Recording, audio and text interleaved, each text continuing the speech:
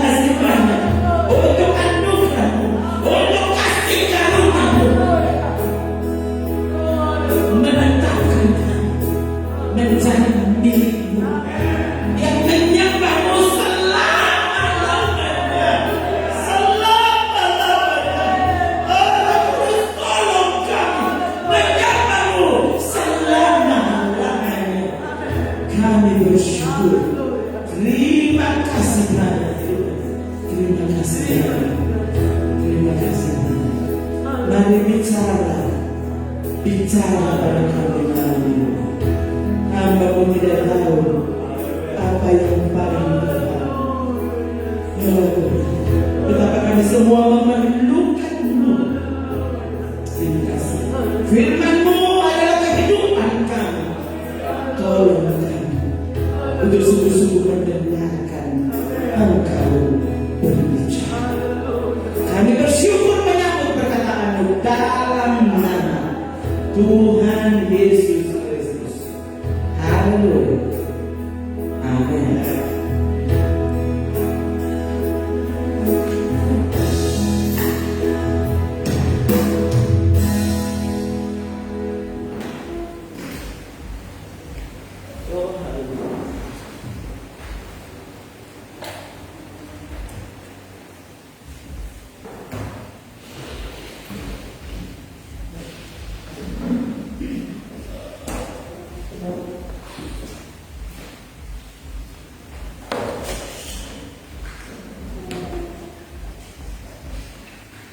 Mengapa orang baru sepertinya baru mempertanyakan, baru bingung Yesus ini siapa sebenarnya? Ya, anak Allah, Tuhan, atau dia siapa? Dan bayangkan ini mesti dipertanyakan oleh orang Kristen.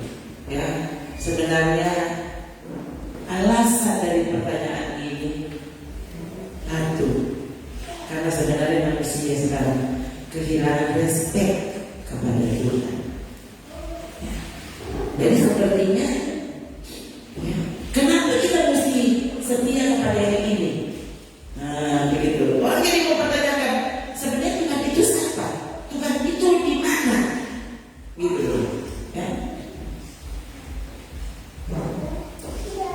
Karena sebenarnya tanpa kita sadar, sekarang ini sudah semakin banyak, semakin banyak yang jadi Tuhan. Ya, entah itu orang-orang, ya, orang-orang yang sudah merasa berpengaruh dalam hidupmu, tanpa kau sadar itu jadi Tuhan, ya, situasi-situasi tertentu jadi Tuhan. Cuma situasi itu yang menggerakkan orang-orang tersebut event. Ada event tertentu, nah orang nanti tergerak. Ini kan sudah mendekati ini pertengahan Oktober. Tidak lama ini. Nanti kita digerakkan oleh sebuah event Christmas.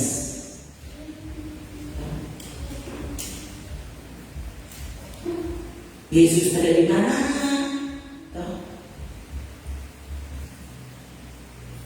Dan orang menyembah siapa ini?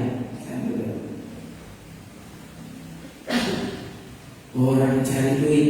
Ya sekarang ini karena ini sudah Oktober, ya sudah mereka cari uang Natal. Nanti semua bisa diabaikan untuk event itu, yang ternyata juga tidak memuji Tuhan. Event apapun sebenarnya, ya. Tampaknya di sini saya sampai mungkin ada yang, ya, mungkin ada jemaat yang berpikir loh, ini anti ulang tahun. Padahal sebenarnya saya juga senang waktu dapat ucapan selamat ulang tahun, toh, happy birthday. Kenapa? Karena sepertinya kita sedang dikhususkan hari itu, toh. Orang-orang mengarahkan cari ucapan selamat lah, cari apa gitu kan, untuk menghadiahi yang ulang tahun. Senang sebenarnya, ya. Yang menjengkelkan dan saya pikir saya jadi ngeri, karena saudara, biasanya event ini membuat orang tuh rela kehilangan apapun. Nah, kalau sungguh diarahkan untuk Tuhan sih tidak.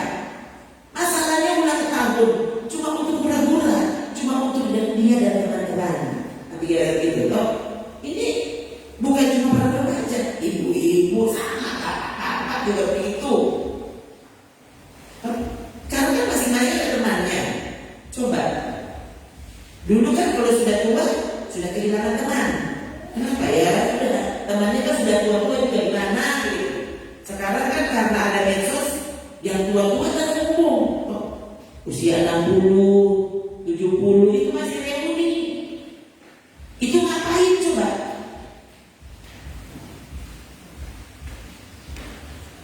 Coba kalau reuni itu diarahkan reuni dengan Tuhan. Nah,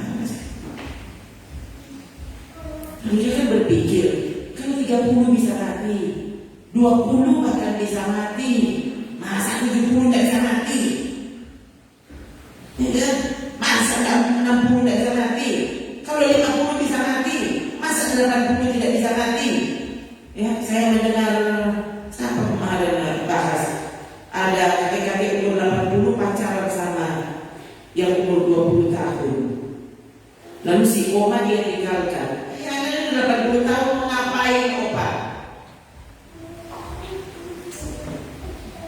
Coba saudara. Ini kita waktu sedang diarahkan kepada sesuatu yang bukan Tuhan. Orang kira itu bikin apa saja asal dia mendapatkan. Ya. Ini sebenarnya tidak sengaja sebenarnya. Karena saya melihat sebuah postingan, akhirnya saya mau cari tahu ini sekarang apa kabar, gitu. Saya cek karena ada di Google, saya cek beritanya, dan akhirnya saya baca semuanya saudara, dan saya pun jadi begini. Oh Tuhan, so itu kuat. Makanya ini so itu kuat. Ya, kalau yang mau belajar bahasa Manado itu sama dengan makanya.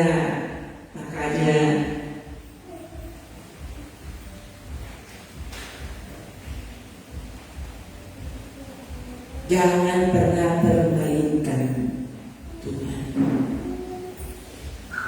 Jangan remehkan firman-Nya.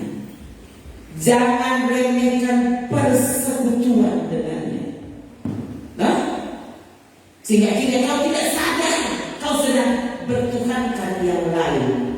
Aduh, dan bukan lagi bertuhankan Tuhan yang sesungguhnya.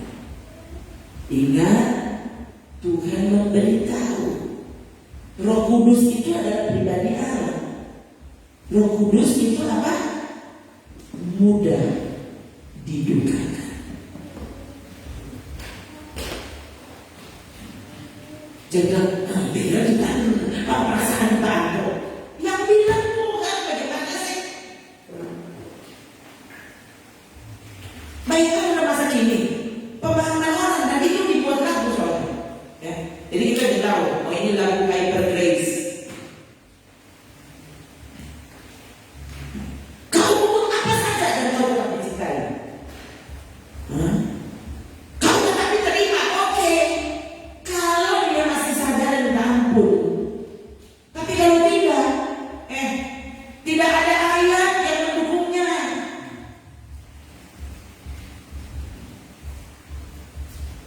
Kita mau bikin kesalahan apa? Kita masih bisa mendapatkan pengampunan. Benar ya? Mendapatkan pengampunan. Pengampunan itu kenapa? Mendapatkan pengampunan karena kita ampun. Jangan bikin dosa tapi minta duit. Minta ampun bukan minta duit. Bikin dosa, lalu sakit, lalu kita minta sembuh. Salah, minta ampun.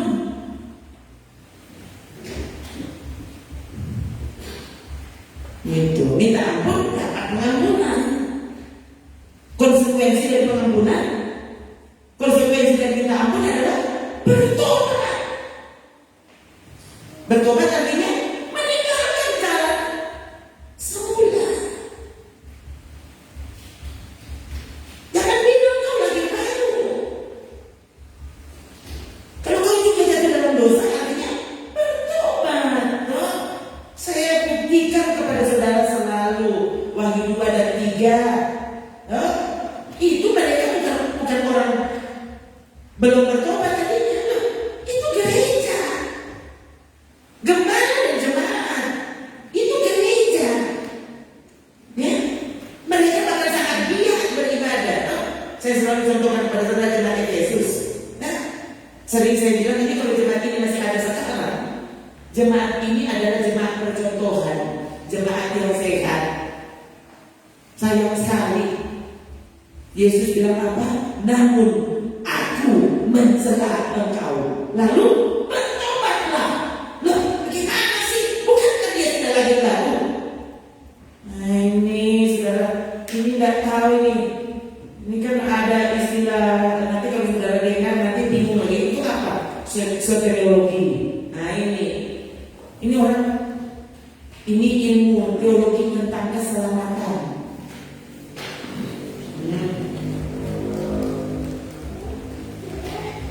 Ini pendeta ini pakai kayak mana? Ya, ini pakai ilmu yang mana ini pendeta? Ya, melenceng dari ilmu, dari teori. Aduh saudara ya, kita standarnya cuma satu, firman Tuhan. Ya, siapapun penulis buku soteriologi, kita lihat didukungnya dengan firman Tuhan. Begitu, jangan saudara justru lebih percaya kepada hukum itu, lalu malah mempersalahkan firman kita. Oke, ini aneh. Harusnya apapun siapapun yang mencetuskan kalimat-kalimat tertentu, ya, teori-teori tertentu, terserah. Jadi langsung firman Tuhan. Kalau firman Tuhan membenarkannya, itu kebenaran. Tapi kalau tidak, saudara mesti tahu kalimat ini. Walau semua orang setuju dengan dusta itu tidak pernah berubah menjadi kebenaran. Walau semua orang tidak setuju dengan kebenaran itu tidak pernah bisa berubah dan menjadi dusta. Kebenaran tetap kebenaran, walaupun semua orang tidak setuju. Ya, orang sekarang wah setuju. Ya, amin. Ya, aku nggak bisa bilang setuju, nggak bisa katakan kamu hujan juga, dan kebenaran tetap adalah kebenaran. Begitu. Nah, saudara harus radikal dalam itu. Hanya karena 1000 orang bilang itu setuju,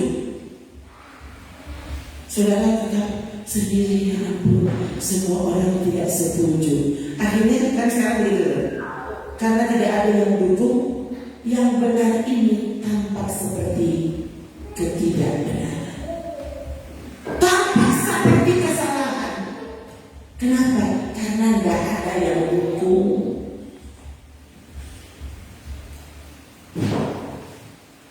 Kita kan terbiasa dengan demokrasi.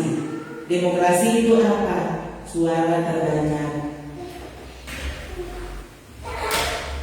Sementara Tuhan, semua orang yang bilang dia bukan Tuhan, dan semua orang itu binasa, tenggelam dalam kayu bakar. Berapa yang selamat? 8. Tuhan tetap Tuhan. Dia tidak peduli. Semua orang bilang no gila, yo. Mau itu dia tak gitu. Toh, sabar kita masuk di dalam ayat bakar. Lu kan yang gila. 8 orang dan Tuhan tak peduli. Yang dia selamatkan monyet, gajah, ayam, tikus.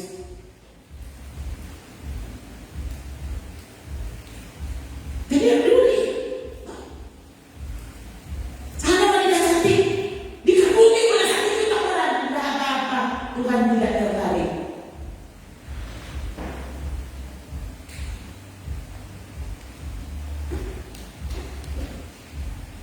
Setan sangat tertarik. Setan membuat orang itu jadi menarik. Bayangkan saudara masa kini, saya dengar anak-anak ini bilang, aku mau kalau lihat dekorasinya, sampai itu, sampai namanya, ada yang berbuat itu. Waktu dia menikah itu dekorasinya mengerikan. Sama namanya? Cat Von D.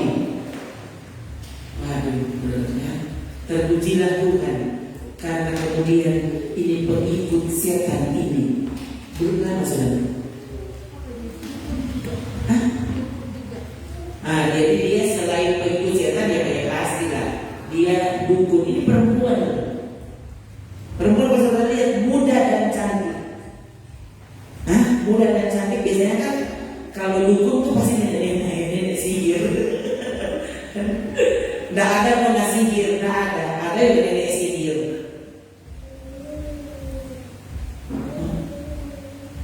Tapi ini bagaimana? Wah ini nanti kalau nanti sama saya saudara Google pasti langsung muncul ya tenang. Ya, kita bilang Tuhan mama. Ya, kalau mana dia berdekorasi waktu dia mau menikah. Tapi bayangkan itu kan disukai orang. Bayangkan orang yang lebih setuju kepada setan, mereka lebih suka pasang tengkorak. Coba dibanding Yesus terbuka. Dibanding gambar gereja. Apalagi salib atau ada orang lebih suka yang pakai tanduk tuh dengan mata merah. Yang ngeri. Waduh, ini tuh maco. Pakai salibnya pun sampai pendeta. Kalau remaja itu mesti pakai tengkorak. Coba nanti orang tuh bikin hiasan tengkorak, pakai nanti bikin mengkilat, bikin begitu kan? Jadi aksesori kan? Tengkorak itu sudah dipikirkan. Cuma cowok-cowok pakai tengkorak itu pernah lihat coba. Ini para pengikut setan. Memang orang bangga sekali pakai. Justru kalau pakai dekorasi tengkorak itu berarti keren. Loh? Kalau cuma rajin masuk gereja itu mah belum keren karena. Soalnya tidak lama belum tanah. Orang kalau masih di dalam got.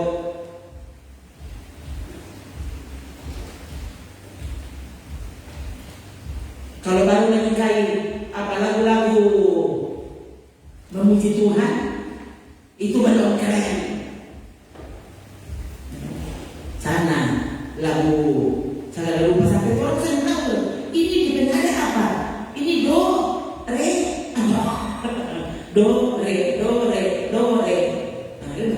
Nah itu orang pada suka sana. Ya, saya tahu apa. Mana dulu yang mampu orang jadi mampu karena itu. Orang aku dulu karena itu. Jadi cabul karena itu. Orang nggak peduli. Sudah tadi kan Tuhan sudah tahu. Kalau acara ulang tahun, udah tadi kan setengah jam Tuhan sudah diutamakan. Sekarang sampai jam malam dari setan. Coba lihat ini penghinaan luar biasa kepada Tuhan. Dan orang sekarang tidak peduli soal itu.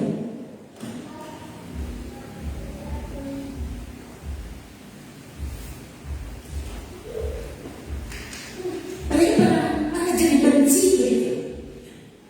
Kalau orang bicara tentang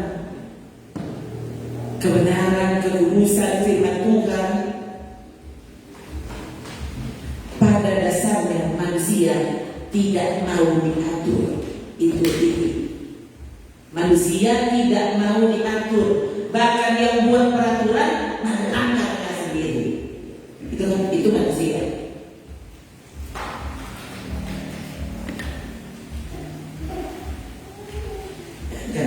Jangankan kita di sini, kita masa kini, Yesus memuridkan murid-muridnya dan murid-muridnya tidak langsung dibawa ke surga.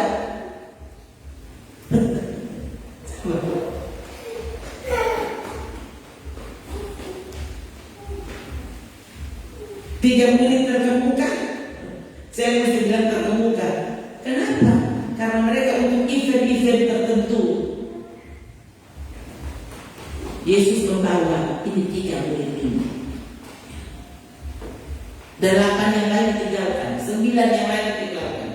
Yesus bawa ini 3. Waktu dia dimuliakan, dia mengajar 3 orang.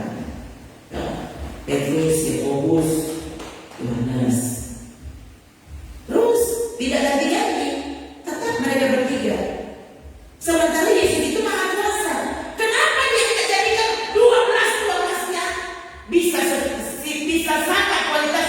dengan 3 orang itu? Kenapa tidak? Itu kan Yesus. Nah, jadi jangan bilang di sini itu pendeta itu tidak berhasil. Kenapa dia tidak bisa? Ini jemaat yang memberikan di sini. Bukan saya. Anda tidak berikan kepada saya. Saya harus menghormati Tuhan. Karena ibadah ini yang kita lakukan kepada Tuhan. Ya terserah Tuhan, bukan terserah saya. Coba, kenapa cuma 3 itu?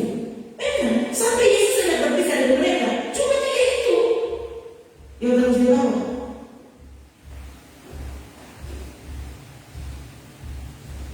Di Taman Getsemani, mendekati saat penangkapan, kan Yudas sudah keluar, berarti tinggal 8. 8 orang dibawa sampai ke Taman Getsemani.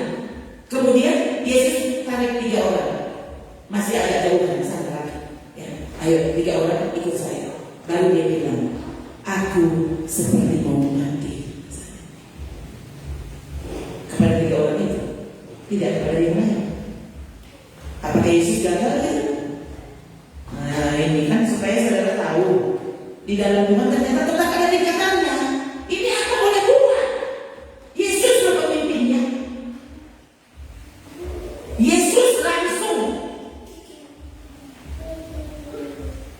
Setelah jemaat bertambah, perhatikan kisah Rasul. Ya, saudara bisa lihat perkembangan gereja, kisah 2 sampai pasal 4. Ya. Setelah gereja jadi ribuan orang, kalau saudara baca pasal berapa itu mereka memilih pelayan-pelayan diakonia untuk mengurus diakonia. Mana itu ayat itu?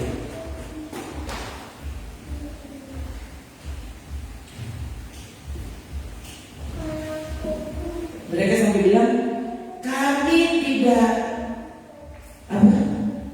tidak enak gitu. Karena akhirnya kami terganggu ini.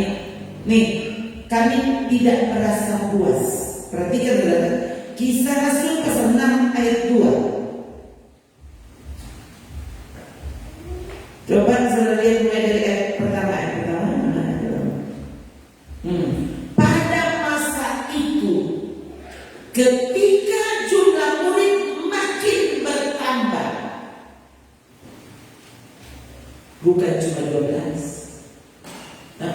12 itu kenapa? Karena satu sudah digantikan, sudah dipilih untuk menggantikan posisi Yudas Iskariot. Ya. Jadi 12. Pada masa itu ketika jumlah murid makin bertambah, timbullah sungut-sungut di antara orang-orang Yahudi yang berbahasa Yunani terhadap orang-orang Ibrani karena pembagian kepada janda-janda mereka diabaikan dalam pelayanan sehari-hari terus. Berhubung dengan itu, dengan tadi, itu sungut-sungut tadi, ke-12 rasul itu berapa? Bukan 12.000 ya, 12. Cuma 12 rasul. Sementara murid-murid, kalau saudara lihat mulai dari pasal 2, mereka sudah bertambah. Ribuan orang tiap hari bertambah. Sekali berkhotbah Petrus 3.000 bertobat. Berarti sudah berapa ribu? Tiap hari bertambah. 12 rasul kalau saudara perhatikan. Berhubung dengan itu, ke-12 rasul itu memanggil dan berkata, kami tidak merasa puas karena kami melalaikan firman Allah untuk melayani gereja. Jadi siapa pelayan firman? Berapa ribu pelayan firman? Karena murid-murid sudah ribuan. Berapa ribu pelayan firman? Ternyata tetap 12 rasul pelayan firman. Saya tidak tahu ini. Ini kesaksian kita. Kami tidak merasa puas karena kami melalaikan firman Allah untuk melayani Setelah ribuan orang bertambah, ya, ini untuk pembagian. Kalau sekarang ini ya seksi diakonia, komisi diakonia. Nah, itu pelayanan meja di sini istilahnya. Ternyata pelayanan firman tetap tanggung jawab para rasul. Dan mereka tidak mau dicampur dengan pelayanan yang lain. Lalu saudara lihat, yang membantu pelayanan meja coba syaratnya apa?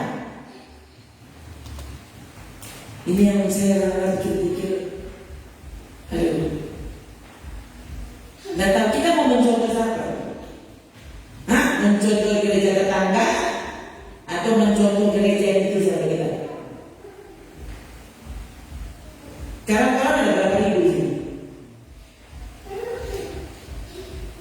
Bukan sendiri.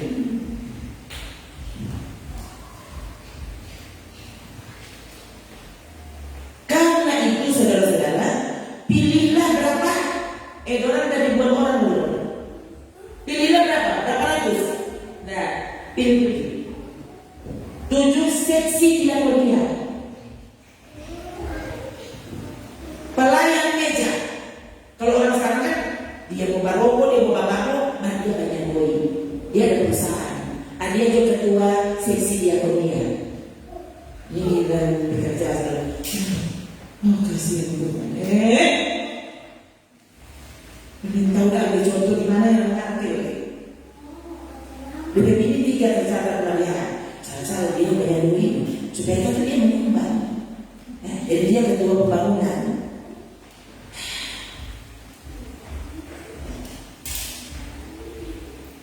Ini diberikan oleh Bapak, saya itu tahu dulu.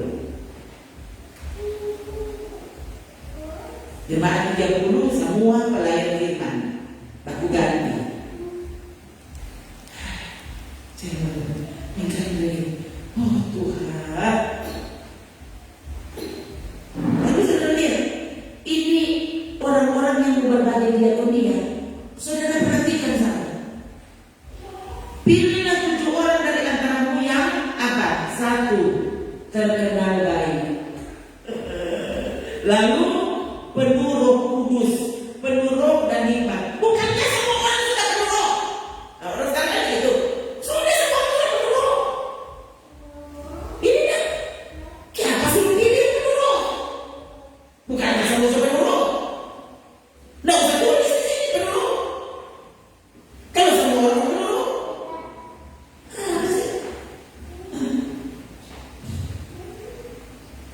kepenuhan Roh Kudus itu cuma 1 kali.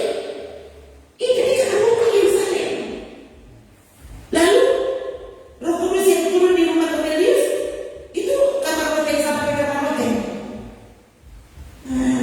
Itu catatan jelas loh Kisah Rasul saudara. Yang turun waktu Kisah pasal 19 itu kamar loteng mana? Coba dan orang bilang sudah dibahas, sudah dulu. Mana catatannya mana? Mana ayatnya? Aneh. Lalu itu kalau kebenaran tuh benar-benar menjadi kabur saudara. Dan orang sekarang bahkan tidak peduli soal itu. Yang penting duit tidak kabur. Kalau kebenaran yang ada, dia bisa berdiri sana. Oh tak kira dia. Sebenarnya dulu. Nah itu yang dia suka.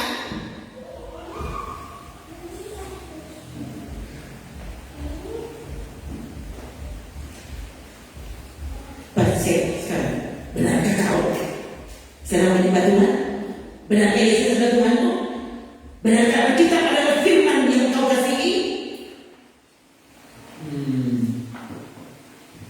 Baik, terkenal baik, penuh roh dan hikmat, supaya kami mengangkat mereka untuk tugas itu. Harusnya kalau semua penuh roh, supaya hidup orang baik-baik. Semua penuh roh, kayak apa bisa tulis? Ya. Sementara mereka sudah berapa? Ada ribuan orang.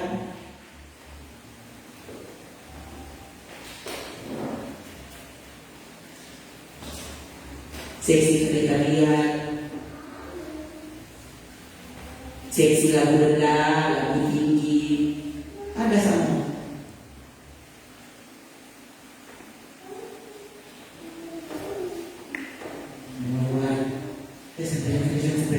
Aduh, dia sudah ini gereja berborong di dunia itu.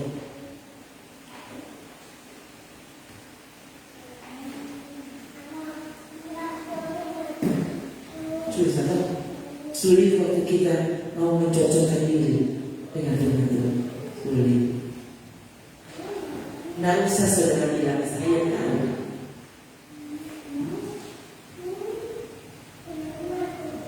Dan kali datang di jengkel, soalnya tahan daripada bapak ambil dekat dulu. Habis itu saya pergi. Cuma kita nggak usah aja tuh. Haters.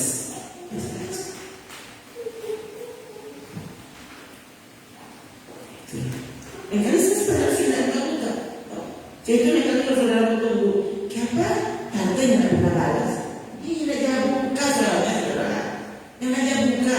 Itu saya pikir ini orang yang menjaga WA cuma kasih pesan di WA dia yang tidak baca, kecuali sudah cuma telepon. Kalau cuma taruh di WA, nah kalau kebetulan kita pegang di WA, nah dapat dia. Mana kalau nyata, ini ada dapat dia, minta dulu.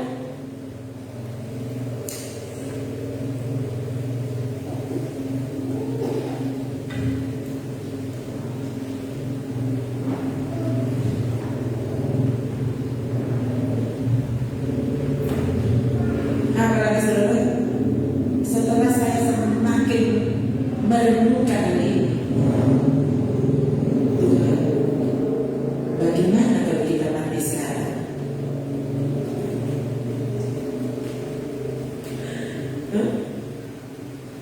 Kan saya yang tiap kali membahas hal ini. Saudara tidak terpikir, saya tidak pikir selalu. Ya kan? Kalau orang membaca Al-Quran, itu pikiran selalu datang. Bagaimana kalau itu perjalanan terakhir? Maka setiap kali keluar, saya justru berdoa, kami serahkan hidup kepada Tuhan. Iya. Karena apa? Lo kalau silakan aku mati, susah akan kepada Tuhan.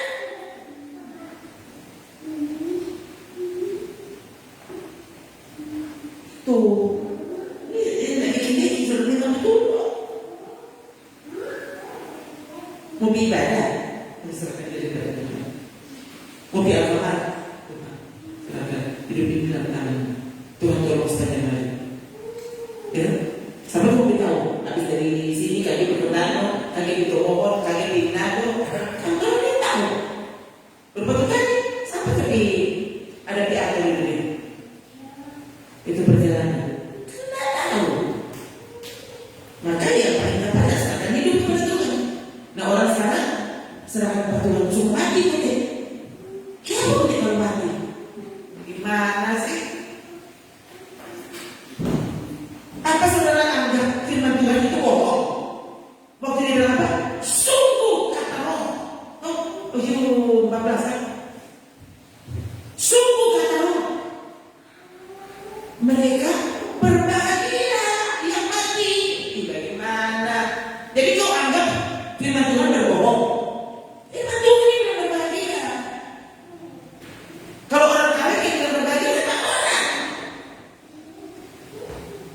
Nih, dan aku coba baca sama-sama ini kok ayat-ayat yang ayat luar biasa itu kan kita baca. 3. Dan aku mendengar suara dari surga berkata, tuliskan, berbahagialah orang-orang mati.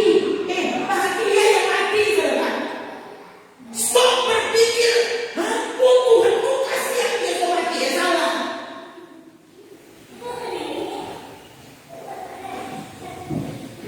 Mana yang mati yang bahagia? Kasihan dia. Untuk bilang bagaimana? Ini kesalahan berpikir ini sudah dari lama.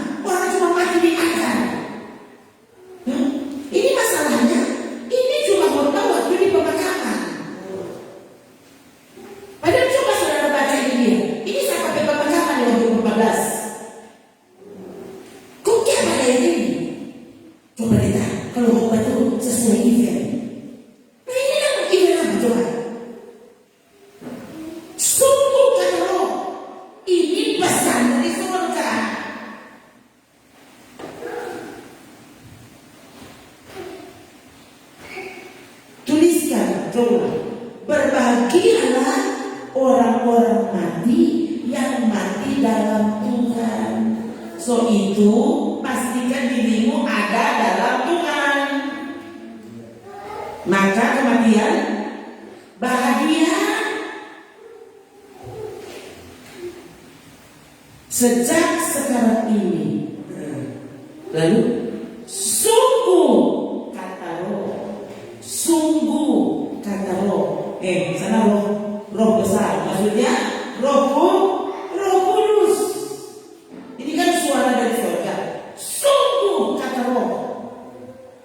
Berbahagia yang mati dalam Tuhan, supaya mereka boleh beristirahat dari jerih lelah mereka. Dia kasih yang selelah mabuknya, supaya dia kasih yang boleh istirahat. Mereka boleh beristirahat dari lelah karena segala perbuatan mereka menyertai mereka. Jangan bahas perbuatan. Orang ini selamat karena iman, bukan karena perbuatan.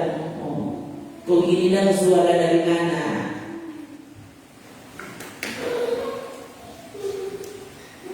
Seharusnya memang begini, saudara. Waktu saudara ini sungguh-sungguh beriman, selama ini kan kita bahas. Hari Minggu berbaru kita bahas tentang iman. Orang yang sungguh-sungguh beriman, dia sungguh-sungguh hidup taat kepada Tuhan, membuktikan kasihnya kepada Tuhan. Jadi iman, harap dan kasih ini tiga hal yang saling berkaitan satu dengan yang lain. Lalu orang bilang, tapi yang paling besar di antaranya adalah kasih. Iya, karena semuanya berakhir waktu di surga. Waktu ini tidak di surga, saudara tidak beriman.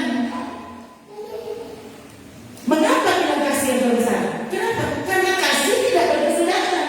Waktu saudara tiba di surga, harap dan iman berhenti. Yang ada tinggal kasih.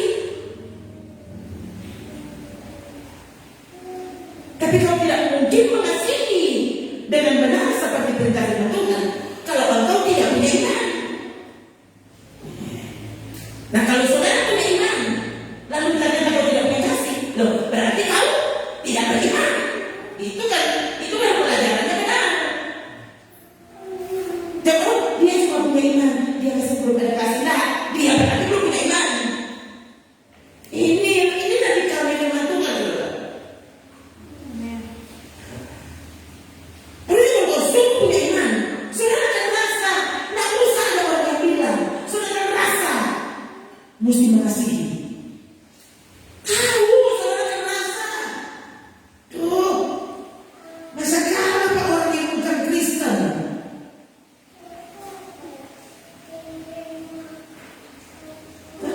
Yang saya cerita ke saudara, cerita yang pernah saya baca itu kesaksian dari seorang yang duduk di kedai soto ini di Jakarta.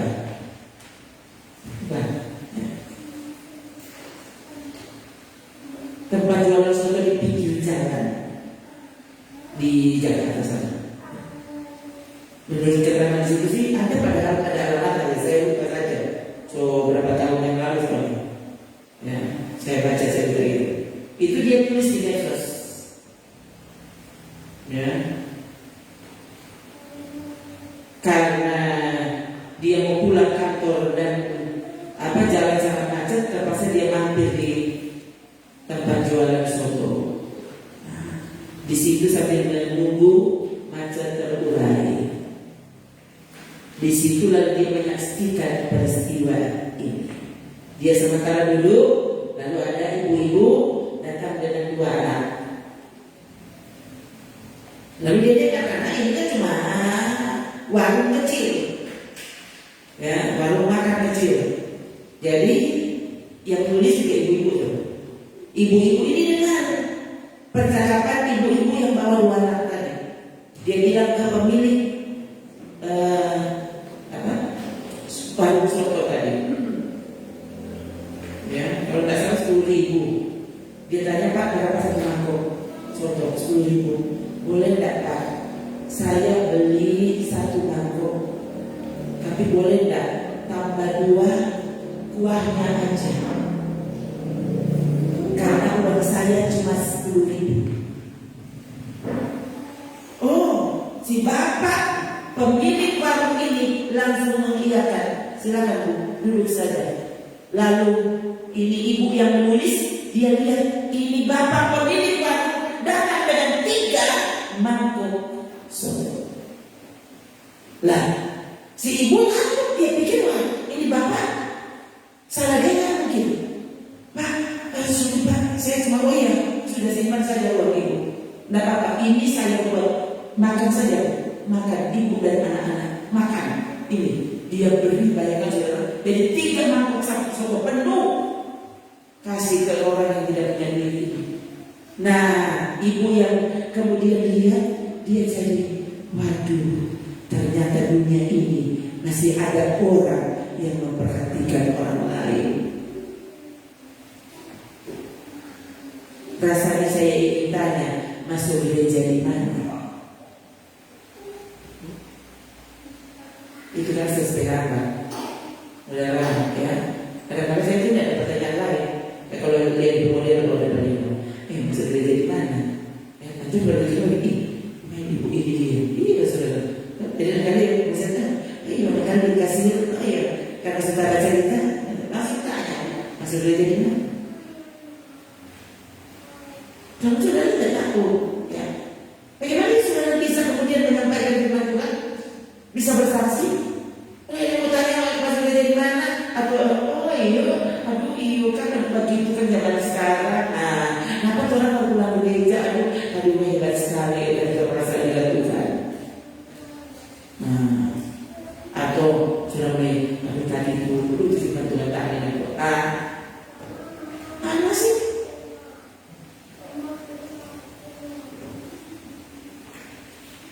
Nah, itu saya lanjutkan tadi cerita tukang soto, ya. Lalu ibu itu dia kemudian melihat, waduh ini ibu dan 2 anaknya makan dengan lahapnya. Setelah selesai, mereka tinggalkan warung itu, saudara, karena bapak itu bilang kepada ibu itu, Bu, tidak usah dibayar. Jadi 10.000-nya itu dia diambil. Jadi 3 mangkok ini gratis. Ingat baik-baik saudara, tadi warung sotonya itu cuma warung, maksudnya warung biasa itu dia sampai foto loh. Itu cuma pakai terpal. Ya, jadi bukan toko soto dia sudah ada.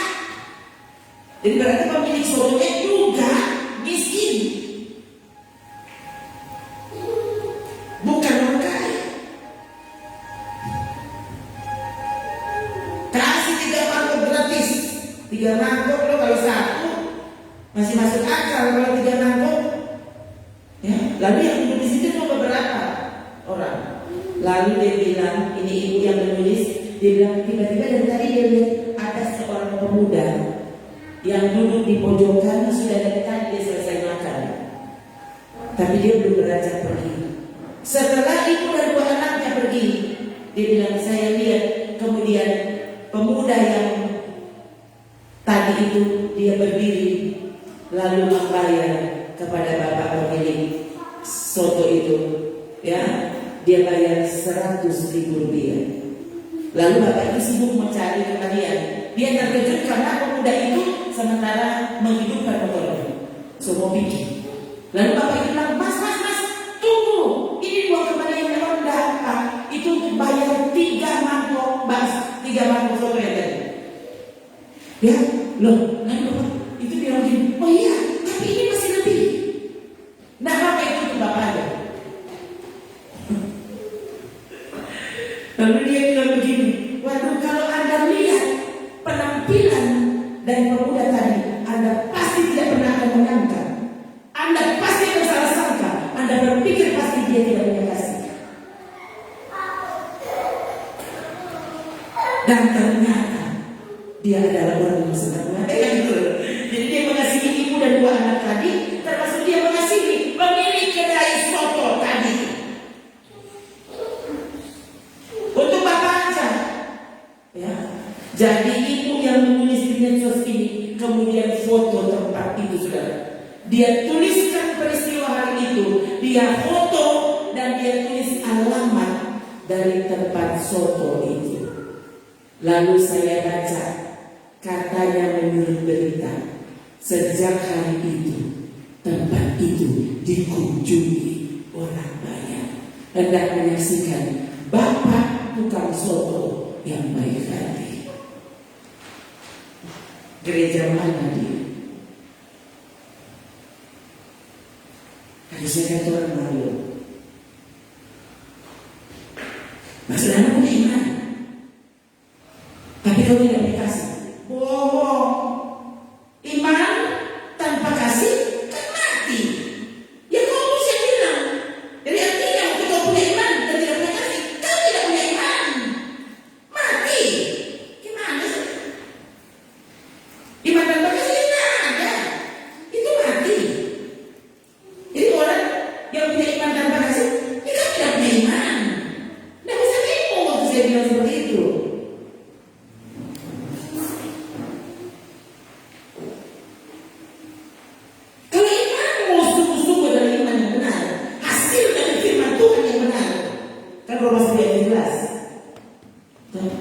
Iman timbul dari pendengaran firman Tuhan. Demikian juga halnya dengan iman. Jika iman itu tidak disertai perbuatan, jangan mau perbuatan itu sana. Jika iman tidak disertai perbuatan, maka iman itu pada hakikatnya adalah mati. Nah orang kalau begini, orang semua bilang, so itu kok kalau sakit, di rumah sakit. Lihat, iman tanpa perbuatan adalah mati. Baca deh ayat sebelumnya supaya kau tahu penjelasannya. Ini kan ayat sesuai konteks.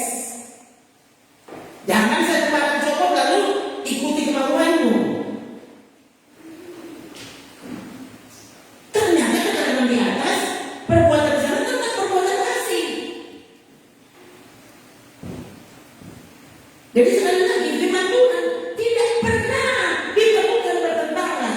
Jadi kalau masih ada firman Tuhan yang bertentangan menurutmu atau menurut siapa, artinya orang itu belum menemukan kebenaran. Karena kebenaran tidak pernah bertentangan. Nah, pernah. Kita selamat karena iman, bukan karena perbuatan. Oh iya, iman yang benar yang menyelamatkan. Orang benar hidup oleh iman. Bayangkan, saudara tidak orang benar, saudara. Oh iya, kita sejak dibenarkan datang kepada Yesus bertobat, lahir baru, saya orang benar. Kan begitu kesaksian kita.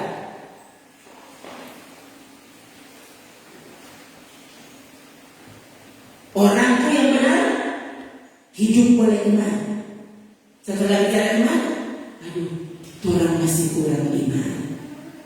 Seberapa puluh tahun aku kurang iman? Bagaimana sih artinya? So mati ku iman tahu. Jangan lagi bilang kurang iman, yang ada iman. Nah coba, waktu saudara, waktu aku berarti tidak masuk surga. Kan begitu saudara? Ya Tuhan cari iman. Nanti setelah tiba di surga, kasih akan melanjutkan semuanya.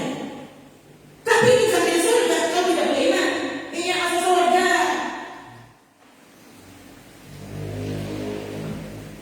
Iman tanpa perbuatan mati. Iman tanpa kasih mati. Kok orang yang benar hidup oleh iman? Berarti waktu tidak lagi beriman, dia bukan orang benar. Itu orang benar yang mati. Hah?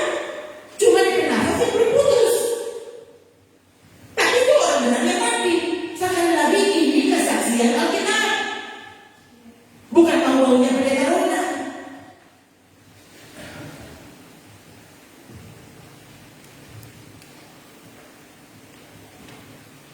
Masa senang sekali saudara kurang iman.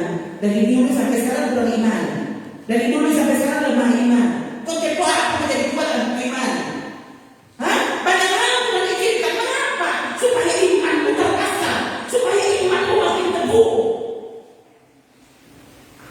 Malah persoalan-persoalan terjadi disikapi dengan jalan bukan jalan iman. Oh sekarang saudara muda ini. Lalu kau orang benar. Orang benar. Orang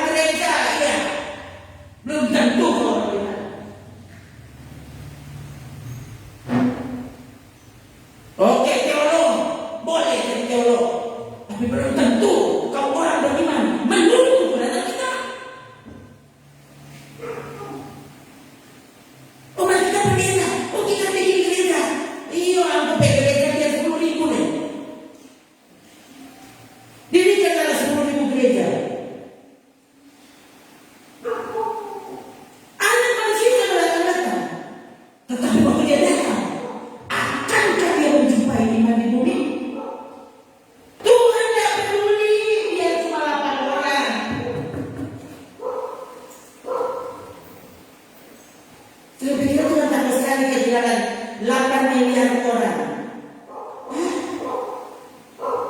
800.000 orang benar. Ya, itu kata ukuran kok orang benar. Benarkah itu ukuran kita? Oh, ini membunuh karakter. Gimana sih?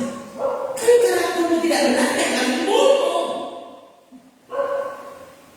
Coba itu bertumbuh dengan karakter ilahi. Sudah tahu mana yang mesti dikat. Sekarang kan lagi rame soal pencalonan presiden. Ya. Saya tadinya tidak pernah cari. Tiba-tiba ada anak yang bilang, "Mama, coba Maria dulu ini." Apa itu? Ya. Saya sementara mendengar khotbah saja. Ya, tapi karena ya, dalam kok apa sih itu? Tunggu lihat. Kan dia tak bilang kalau ini apa. Jadi saya oke, apa dah? Ya Tuhan, saya dengar dulu waktu itu. Tapi yang saya tergoda juga ternyata, hari ini calon presiden, aduh, memang betul ini mama pemilihan, sudah salah pilih mama ini, ya. Lalu Bang Simode kan kasih mati itu deh, kasih mati itu, tuh berita surga lebih penting. Apa yang saudara dengar satu hari ini dengar calon berkata-kata, kapan kau akan mendengar berita dari surga?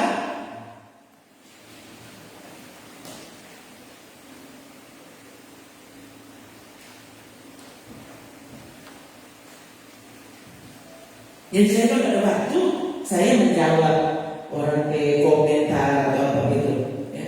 Tapi kalau tidak ada waktu dulu saya sudah dengar, ya kan kita semua hati hari ini.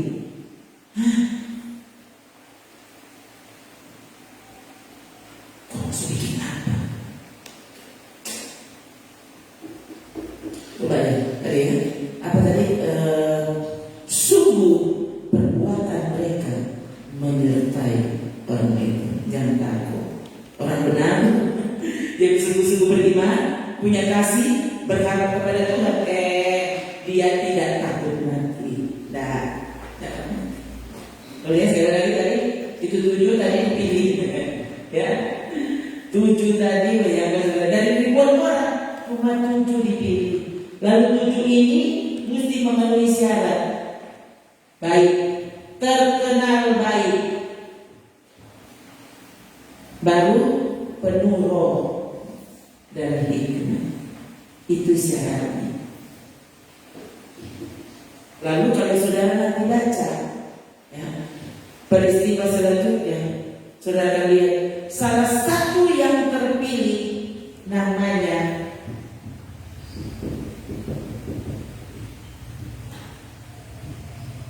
Stefanus. Ternyata Stefanus jago sekali tentang sejarah Alkitab. Jago sekali khotbah. Siapa dia yang tak melayani khotbah? Bayangkan dulu, waktu itu mendekati kematiannya, justru dia sampai mati. Dia berkhotbah. Nah, tidak berkhotbah di gereja, dia berkhotbah di depan para teroris. Ini yang kita salah sangka selalu. Selalu orang berpikir di sini tempat pelayanan salah.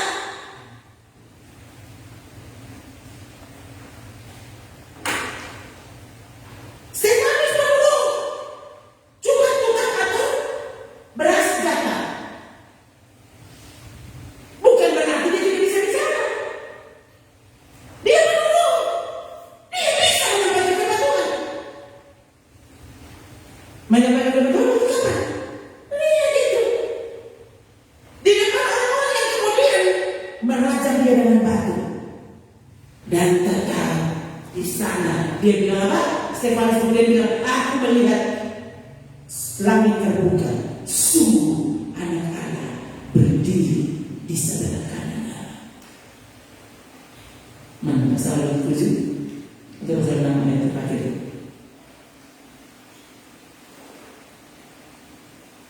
Yang kedua saya tidak pernah tidak pernah susu. Ini khotbah ini betul-betul tidak disusun. Bahkan saya benar-benar perasaan khotbah lagi belum pernah dia satu kali.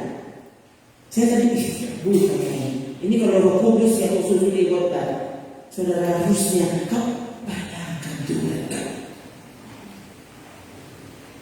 Kan saudara lihat, pernah nggak saya waktu itu pernah? Ini kata Stefanus, sungguh aku melihat langit terbuka dan anak manusia berdiri di sebelah kanan Allah. Lalu maka berteriak-teriaklah mereka sambil menutup telinga serta menyerbu dia. Mereka menyeret dia keluar kota lalu melemparinya, dan saksi-saksi meletakkan jubah mereka di depan kaki seorang muda yang bernama Saulus. Stefanus. Sedang mereka melemparinya, Stefanus berdoa, katanya, ya Tuhan Yesus, yang ternyata bukan Tuhan. Tuhan Yesus bukan Tuhan selamat. Apa dia bilang, ya Tuhan Yesus, terima rohku. Siapa dia yang berdoa? Ya Bapa, terimalah rohku.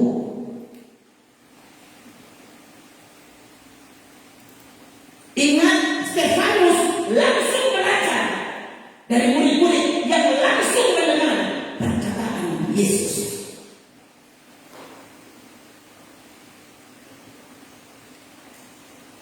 Jadi kalau misalnya kebenaran, itu kebenaran.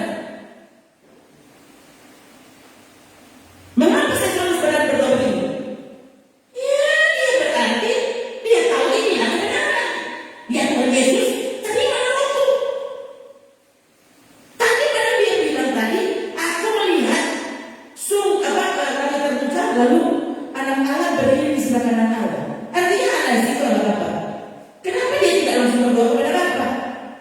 Bapa dari mana rohku?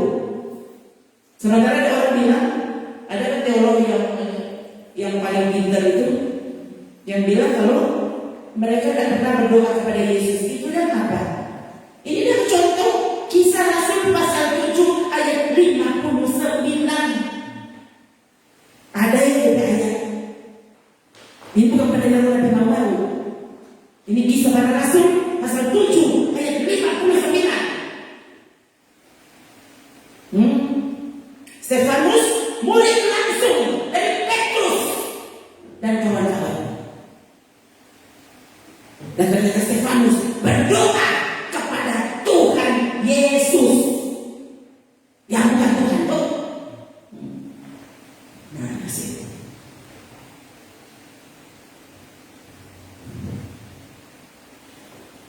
Dan ini menyerahkan nyawa. Langsung berdoa kepada Yesus. Serahkan diri. Serahkan nyawa kepada Yesus. Dan kalau dia bukan Allah, dia siapa?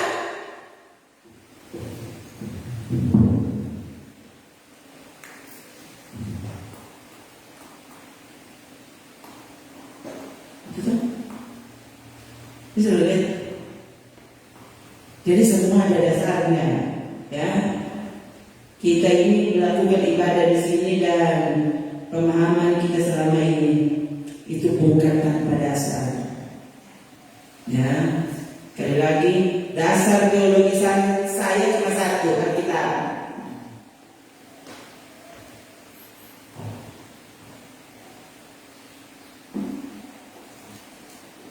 Gak apa-apa goblok.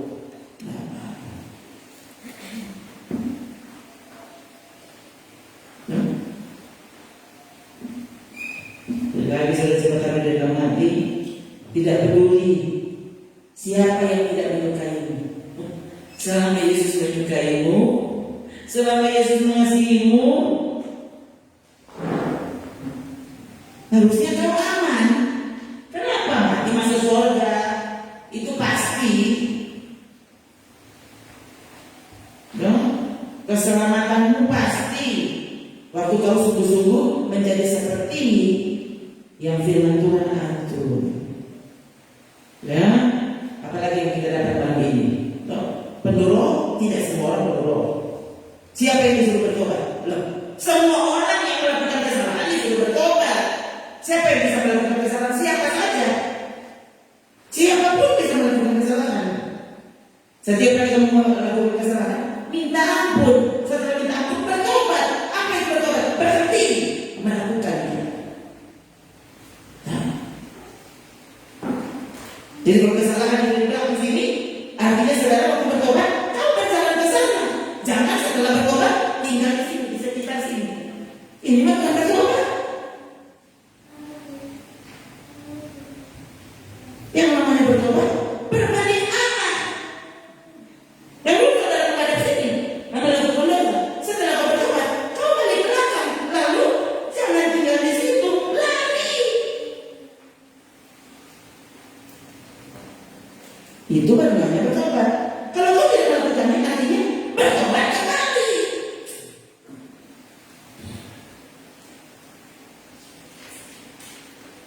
Karena bisa saja kematian sedang menunggu kita. Tapi sekali lagi, waktu imanmu sungguh-sungguh ada, ya, bertumbuh karena kebenaran, kau akan bertumbuh juga dalam kasih yang benar di hadapan Tuhan. Dan kalau ini sungguh-sungguh terjadi, maka kau akan terbebas dari rasa takutmu kepada kematian secara fisik.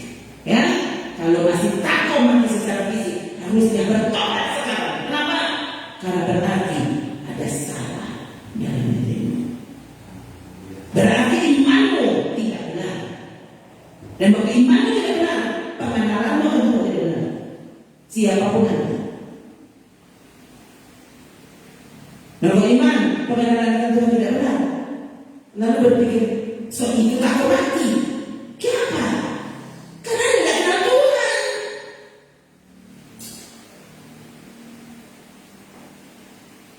Ingat baik-baik, Yesus yang bilang, pada hari itu aku akan bertemu saudara.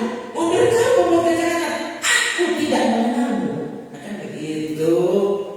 Oh, iman akan membuat kita mengenal Tuhan. Ya, bohong saudara mengenal Tuhan tapi tidak mengasihinya, tidak bisa. Ya, jadi iman, pengenalan akan Tuhan, kasih kepada Tuhan, ini tidak mungkin dipisahkan. Oh, ini saling berhubungan. Ini sebab akibat. Ya, sebab engkau beriman, engkau mengasihi Tuhan. Sebab engkau mengasihi Tuhan, engkau taat. Jadi kalau taat tidak bisa,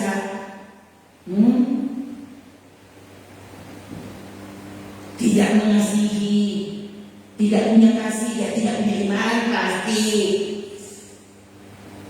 Berarti tidak masuk surga. Nggak usah bilang saudara ada jabatan di sini, jabatan di situ. Aduh, salah imam besar aja mati masuk neraka kok. Apa saudara baca? Yang menghukum Yesus ini imam besar. Dia punya putusan. Orang ini menghujat Allah. Imam besar Anas dan Kayafas. Itu imam besar saudara. Kalau sekarang baru profesor, kedua doktor, dan mereka menghujat Allah, membunuh Yesus. Siapapun yang membunuh Yesus tidak mengenal Allah. Coba lihat. Yesus bilang, kamu tidak mengenal aku. Kenapa? Karena kamu tidak mengenal Allah. Kalau kamu mengenal Allah, kamu mengenal aku. Kalau kamu mengenal Allah, kamu tahu aku tidak benar. Itu perkataan Yesus. Itu jelas saudara. Kitab Yohanes jelas. Nah. Itu Yesus yang bilang, ya. Kalau kamu mengenal aku, kamu mengenal Bapa. Sebab Bapa di dalam aku di dalam Bapa. Ya, orang-orang itu cuma membahas Bapa di dalam aku. Dia tidak mau bahas, Yesus bilang, aku di dalam Bapa. Itu membuktikan kealahan Yesus. Ya, sekali lagi imam besar itu menghujat Allah karena dia berpikir Yesus menghujat Allah. Kalau dia tahu saya itu Allah. Ya toh? Ini Yohanes 8 ayat 19. Kata mereka kepadanya, di manakah Bapakmu? Orang-orang itu menghina Yesus. Di mana Bapakmu? Jawab Yesus, baik aku maupun Bapakku tidak kamu kenal. Jikalau sekiranya kamu mengenal aku, kamu mengenal juga Bapakku. Coba sekarang mengenal di sini maksudnya apa? Mereka sangat kenal Yesus. Kalau cuma lihat maksudnya ukuran pengenalan secara fisik, mereka sangat mengenal Yesus. Orang sangat tidak kenal karena kita tidak pernah jumpa Yesus. Tapi saudara kalau lihat apa penjelasan Alkitab, kita yang mengenal Yesus bukan mereka. Kita yang tidak pernah jumpa Yesus, kita mengenal Yesus. Kita mengenalnya dalam iman. Roh Kudus memperkenalkan Yesus kepada kita. Itu sebabnya mengapa kita tidak melihat Yesus, tapi kita mencintai Yesus dan menjadikan Dia segala-galanya dalam hidup ini. Jangan pernah berhenti menyembah dan memuliakan Dia. Hidup seperti firman-Nya. Sungguh-sungguh saudara, ya, berjuang untuk masuk lewat pintu yang sempit itu, karena sedikit orang yang mendapatinya. Kira-kira saudara mau masuk dalam kelompok sedikit yang menemukan jalan kebenaran. Jangan bangga, kalau ada di kelompok besar. Cek, itu kelompok besar itu. Saya tidak bilang semua gereja kecil pasti masuk surga. Semua gereja kecil pasti pasti mengenal Yesus. Lihat dulu. Karena bukan tergantung orang. Jadi kecilnya ukurannya berapa ukurannya? Mesti berapa orang baru masuk surga? Bukan itu. Bukan soal jumlah yang menentukan sejauh akan kau berada pada kelompok yang benar atau tidak.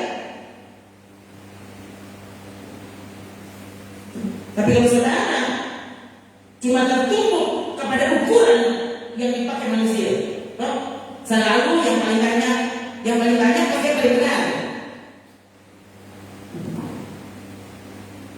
kau pasti salah. Karena Yesus memulai pelayanannya cuma 12 orang, dan Dia turun dari surga, dan Dia adalah firman itu. Kenapa Dia tidak mulai dengan ribuan orang? Bukankah Dia Tuhan? Dia mampu membawa dan membuat apa saja, termasuk langsung memulai pelayanannya langsung 10.000 orang. Boleh, Yesus kok. Tapi Dia tidak melakukannya, karena bukan itu yang menentukan apakah kita ini berkualitas atau tidak. Benarkah gereja kita ini hidup atau tidak? Benarkah kau sedang hidup atau tidak? Ya bukan karena kamu saudara berapa banyak duit, baru kau disebut orang sukses. Terserah orang bilang orang bukan orang sukses, mana-mana juga. Pokoknya orang cuma apa yang Tuhan bilang.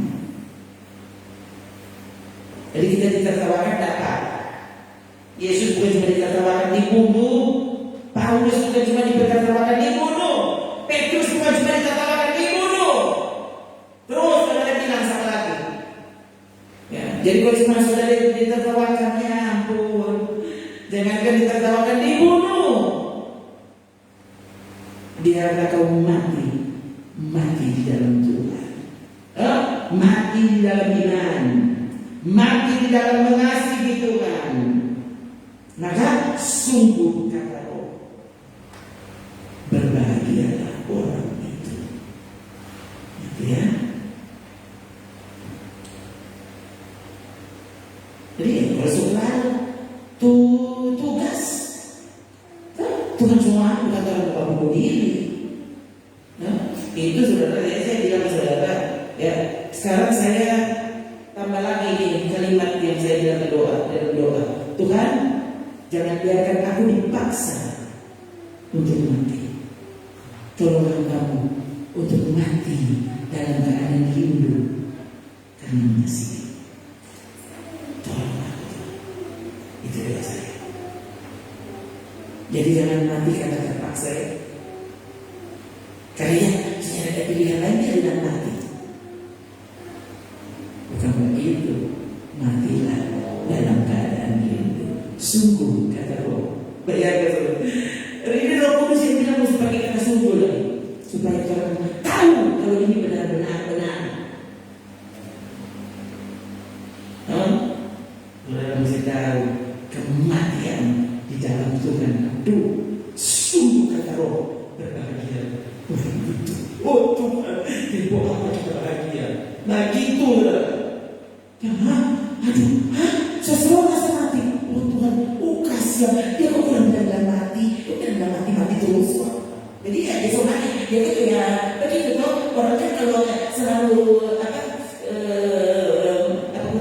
menggemakan, bagaimana kata-katanya, pasti akan memakan buahnya. Dia kan benar mati terus. Supaya saudara tahu, kita yang bilang mati ini dari tahun 90. Mereka yang sendiri. Sekarang 2023. Seberapa banyak yang mati, yang tidak pernah bilang mati, yang tidak pernah suka dengan kematian. Orang yang mati. Ini yang dia bilang mati, belum mati saudara. Mau keluar? Doa saya, Tuhan kami menyerahkan hidup. Tolong, ya kalau engkau mempertemukan kami dengan siapapun, tolong kami jadi berkat untuk orang itu. Jadi berkat mungkin diserahkan kebenaran, mungkin menegur dosanya. Aduh, berarti pendeta bisa jadi seperti bukan aku berulang.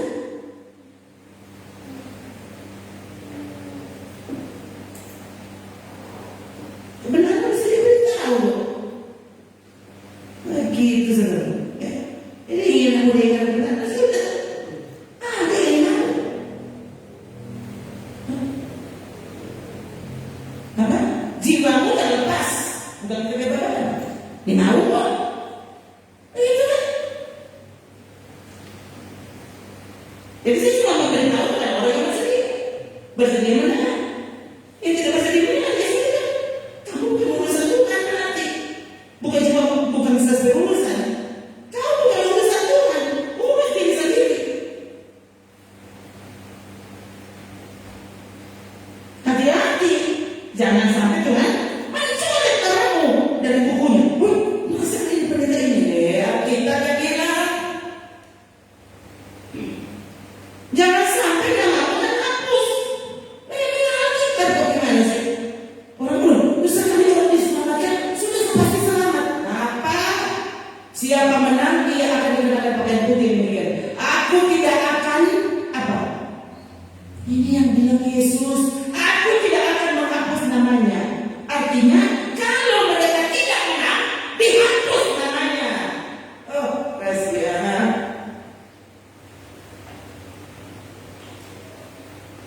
Tahu dia pakai dasar ayat mana?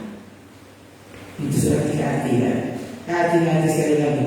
Alkitab tidak mungkin bertentangan. Tidak mungkin. Jadi kalau kau menolak dengan kebenaran salah sendiri. Jadi sebenarnya begini, waktu saudara sudah mulai tidak menyukai kebenaran, tidak menyukai Roh Kudus bekerja, hati-hati, jangan biarkan sebenarnya namamu hampir dihapus. Yohanes Pembaptis bilang apa? Lihat, kapak sudah tersedia di akar pohon. Semua potong.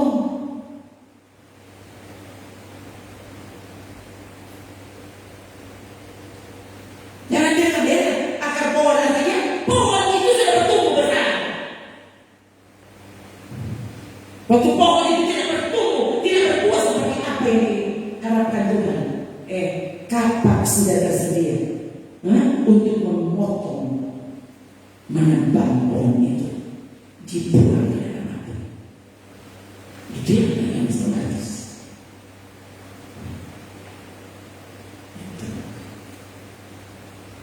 Saudara lihat, sekali lagi ini, ya, yang terakhir adalah kau akan kehilangan rasa takut kepada mati secara fisik. Itu tandanya kau bertumbuh dalam iman, kau bertumbuh dalam kasih, kau terus menjadikan Dia harapanmu. Waktu engkau sungguh beriman kepada Tuhan, kau akan menyerah kepada Tuhan, berserah penuh kepada Tuhan. Tuhan berikan keputusan apa terserah, ku mau hidup seturut kehendak Tuhan. Gitu. Bukan lagi kehendak kita. Ingat, ini doa yang diajarkan Yesus. Yang cuma kiranya Engkau memberkati aku, melebar kiri, melebar kanan, memperluas sana, memperluas sini. Padahal Yesus ajar, datanglah kerajaanmu, jadilah kehendakmu di bumi seperti di surga. Ingat baik-baik, itu doa yang Yesus ajar. Jangan biarkan saudara apa? Harapan kita justru bertumbuh terhadap hal-hal yang Yesus tidak ajar kembali. Itu tahu ini dia lagi, sehingga kau tidak disesatkan, tidak melenceng sana sini. Ya, sekali kita mengenal Yesus, kita akan makin mengasihi Dia apapun yang terjadi. Ya Tuhan Yesus, terima doaku. Mari kita.